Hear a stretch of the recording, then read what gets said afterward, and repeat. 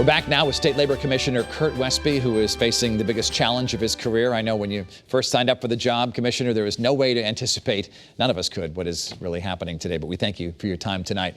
This next question is from Cheryl Bailey. She's having some issues filing for an unemployment extension. So she writes, how do you file an extension for unemployment? There's no clear answer. There's plenty of information for when you first sign up, but very little information on extension. Normally, anyone would file, go to filectuy.com for any sort of filing, and I believe they can do an extension there also. We also have our website, ctdol.state, that she could look at instructions. We have a Q&A section there, which answers questions such as that. Lori Dixon wants to know, does the 13-week unemployment extension apply to people who were unemployed and actively looking for employment prior to the COVID-19 outbreak? I believe it does. I believe that goes back to the beginning of the year, so I think so. And we have a question now about those self-employed. This is from Heather Bean, and she feels the self-employed are being overlooked these days, are being asked to be very patient. Her question, what kind of paperwork does the self-employed person need to have ready? The self-employed have been patient. The problem with the self-employed system, the PUA, Pandemic Unemployment Assistance Program, is that we had to build that program completely from scratch. So that's taking a little bit longer. We expect to have that system built by April 30th. That will be completely automated. So as long as they have their employment information or their tax information with them, they can log online and get that payment out, particularly if they pick direct deposit as their method of payment. There wouldn't be any wait at all. Now, this is from Janice. I received a message. My claim is not being paid indefinitely, but continue to file weekly. What does this mean and why? That was part of the fix that we did in the first computer fix. We have an automated program for temporary shutdown, which we wanted to put a lot of the other folks into to speed up the processing system. So we put them into the temporary shutdown and then ask them to transform that into the regular weekly claim. Anyone who gets unemployment has to log on every week to tell us that they're working. So that's just part of the procedure to lock them into continual claims. Labor Commissioner Kurt Westby, we appreciate you coming on our program tonight, our special edition of Face the State. You had some great information for our viewers, and we hope to have you here in person when it's safe to do so. Thank you. Have a good night, sir. Thank you. Up next, your back-to-school questions answered. What kind of timetable are we on? The Education Commissioner, Dr. Miguel Cardona, is on deck. And as we head to the break, we acknowledge those who have stepped up to help our children learn from home, including Indra and Raj Nui and the people at the Partnership for Connecticut. Of course, Ms. Nui is on the new task force created by the governor, announced today. We'll be right back.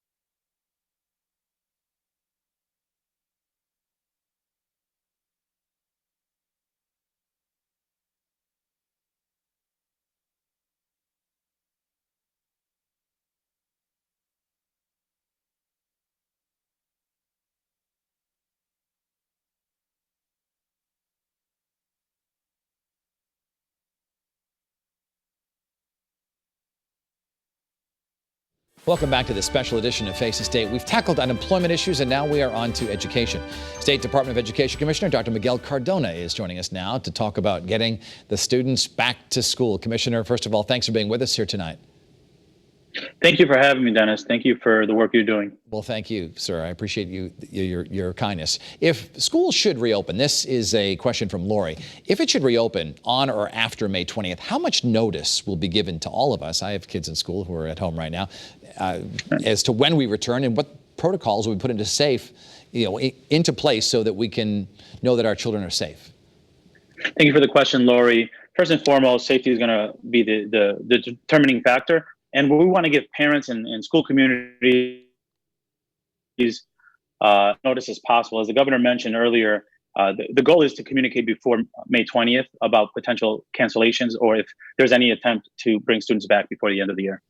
This next question we have, I do not think that opening schools is a safe bet while this virus is still spreading. Do I have the option to keep my kids home if schools do indeed open? So we know that if it's unsafe, no students in Connecticut will be allowed to go back to school. So ultimately, the safety of the caller's children and my children and your children are being taken into account if we allow schools to open up again. But safety ultimately will be the decision. This is from Cameron. Down the road, how will coronavirus alter the future of public schools in Connecticut? What will change on a permanent basis? Well, we know that the precautions that we are taking now will never lift from one day to the next. So we're always going to be monitoring what science is telling us about social distancing and about safeguards we could take. I think what we're going to see is when we do get back to school that distancing measures will still be in place to the extent possible to make sure that we can continue to resume regular activity. What about sports like wrestling and basketball and football where there's contact? Do you see that coming to an end, or will that resume? I don't see it coming to an end. I think it'll resume, but it'll resume when we know that it's safe. I heard it could be 1 to 2 years before vaccine is available. We're going to make sure that we're taking the necessary steps to be safe while allowing students and our school communities to resume as much as possible. What's the plan for the fall in the event the pandemic has this second wave that so many doctors are talking about? This is from Mike. So similar to what we did when we first learned it was coming into Connecticut, we took the necessary steps to ensure safety. And what we're learning now is those efforts helped mitigate some of the increase in exposure and ultimately prevented further cases in hospitals that our healthcare workers are having to deal with. So I think there'll be closer monitoring in the fall to make sure that we can prevent further transmission. This next question here, kids of working essential parents are struggling with schoolwork at home because they're not getting the attention they need. And this question is also from Mike. And it is difficult, Commissioner, because some parents do not have the option to stay home right now. Doctors, nurses, so forth.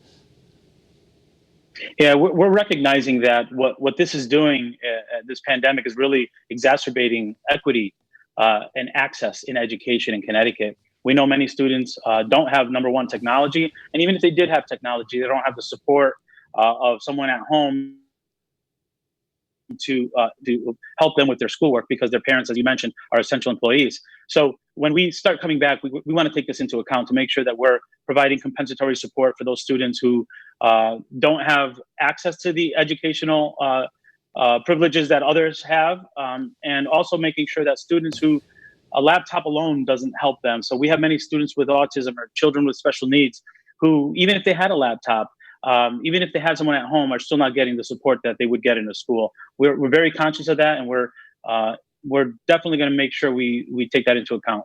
Finally, and very briefly, Commissioner, in a quick 30 seconds, what's your gut tell you?